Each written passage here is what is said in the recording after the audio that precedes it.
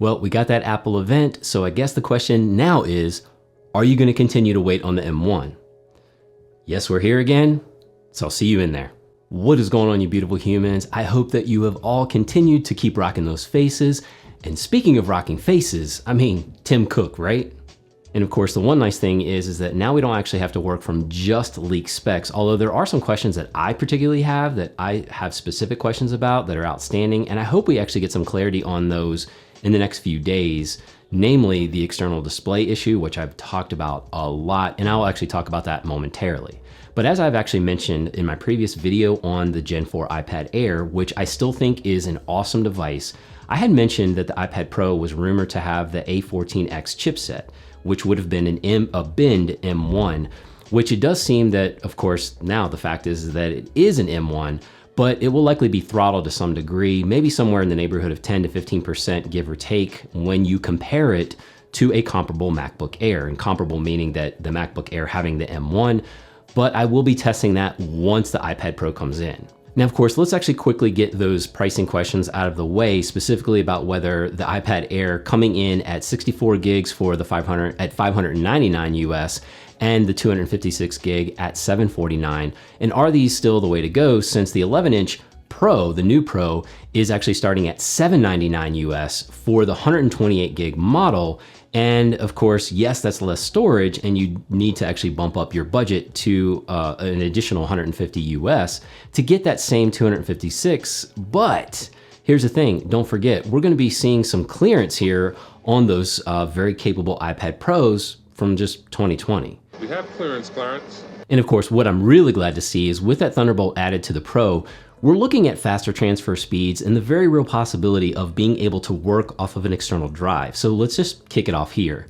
And so as sketchy and half-baked as this file management system is in iPad OS, I do not like it at all. But the ability to work from an external drive could really be for those that are looking to put that extra storage or that extra fund, your extra dollars, into an external SSD. Although let's highlight here that you'll be tethered. Although if, maybe that's not an issue for you, because if you want to be somewhat docked, if you're doing something more intensive, and of course not to be confused with being tense.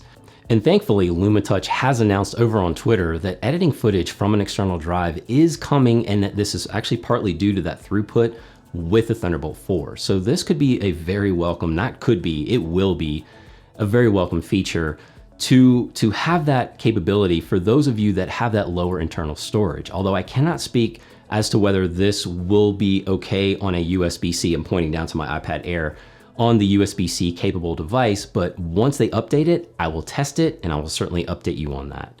And of course, this may or may not be a limitation of the app itself and how it actually processes that camera codec when you're talking about that throughput with the original USB-C.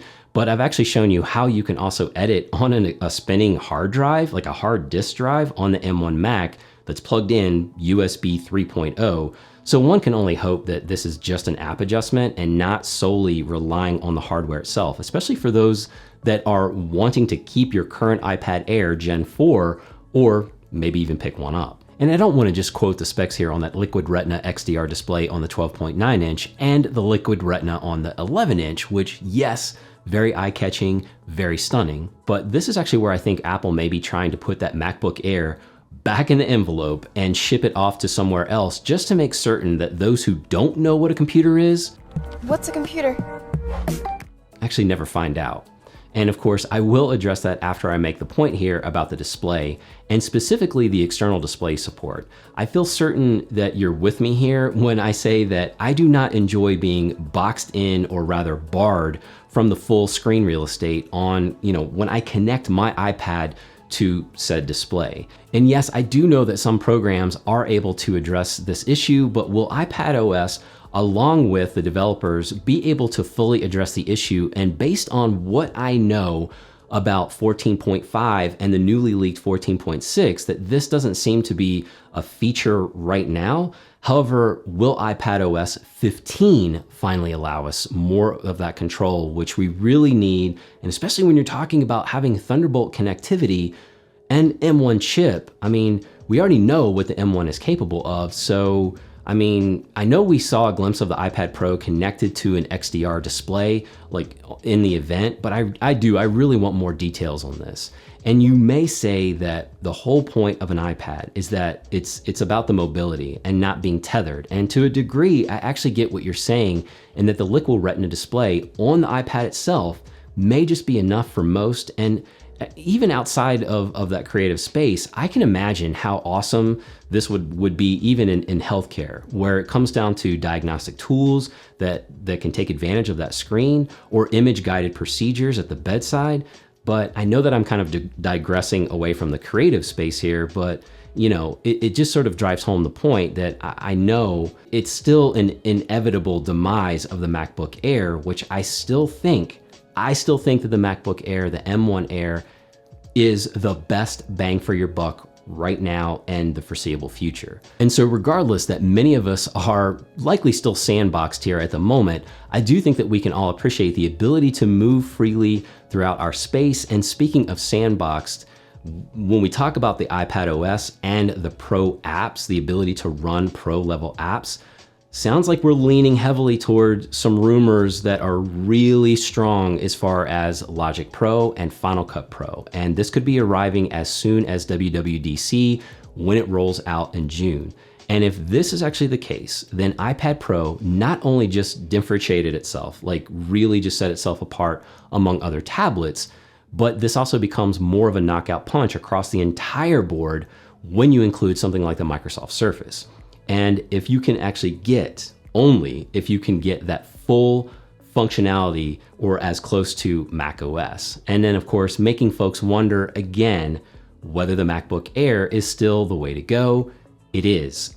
It's great, especially if for those of you that need a full computer, I think it is great. And you factor in having the keyboards and the accessories and everything that you have to buy for the iPad Pro versus just the MacBook Air coming with everything that you need and the guaranteed full operating system instead of what we're actually hoping for on iPad OS, it's still very much a contender. However, let's also flip that, as we should. If you're leaning toward the iPad Pro and really that next full update of iPad OS, then this could actually get that iPad the full badge of being a computer replacement, or just that much closer for many of you, and for many of you to really reconsider the way that you actually create and not just consume. And of course, I would urge us all to embrace the simplicity of iPad OS and not be so bent or hung up on, you know, a desktop OS for the iPad. Although Logic Pro, Final Cut Pro, yes, Apple, please. And of course, that center stage camera, it does seem a little gimmicky. However, I will be testing this out, and I can really see how this could be helping creators, but it's something that I do want to dive into. But to be able to start and fully finish something on this iPad Pro would be amazing. I mean, muscle memory is everything, and the ability to be able to execute on all of these tasks, all of these creations on one device rather than just being a companion would actually make that Kool-Aid taste that much sweeter. Because I, for one, would love to be able to have the power and flexibility to have my main creative computer be this size. I mean, and be able to sit in any chair of my choosing on a whim. The possibilities around my home, I mean, they're gonna be endless, especially at £1.50 pounds. But as far as the rest of the lineup, and of course, including that chin, let's all keep this into perspective that although more functionality may come to the iPad OS, Apple is still gonna want us very much tethered to the Mac for a little bit longer, because they do actually have to fund that R&D budget for that newly announced tile. But remember folks, I actually do this for a living. I test these things out to help you make a better buying decision. So allow my wallet to scream first. And you know, what it comes down to is to get that tool that meets your needs and not the tool that you have to force to fit into your workflow. Maybe we'll actually talk more about the chin on another one. And of course, hey, you are beautiful the way that you are, and don't let anyone else tell you otherwise. But this actually was a hot mess of a video. So, you know, back to the testing and all the other videos that I do around here, hanging out on Twitter and in the comments section below. You go out there and do those things that matter. Keep rocking those faces. And I really look forward to having you right back here on the next one.